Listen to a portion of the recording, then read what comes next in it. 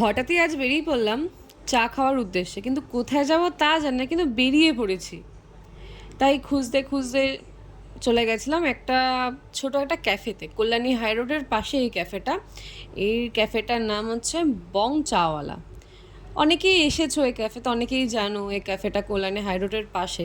তো চলে গেলাম, আর এটা বেশ মাচা টাইপের করা। তো উঠে পড়লাম, বসার জায়গা খুঁজতে খুঁজতে দেখলাম ওপরটা ফাঁকাই আছে, তাই একটা সাইডে বসেও পড়লাম। অ্যাম্বিয়েন্সটা ভালোই ছিল।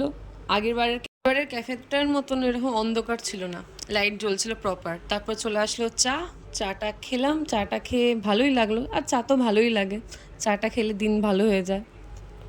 তারপর চলে আসলো চিকেন পকোড়া, 8 পিস মতন দিয়েছিল, বেশ ভালোই ছিল।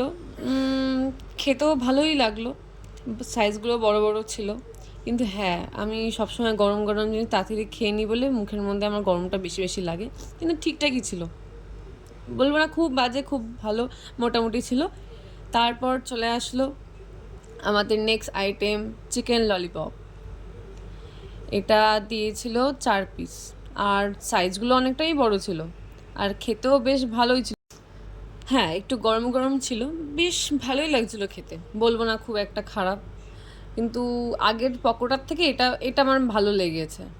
আমি ললিপপ খেতে থাকি, তোমরা চ্যানেলটা সাবস্ক্রাইব করে দিও, ফেসবুক দেখে থাকলে অবশ্যই ফলো করে দিও। টাটা।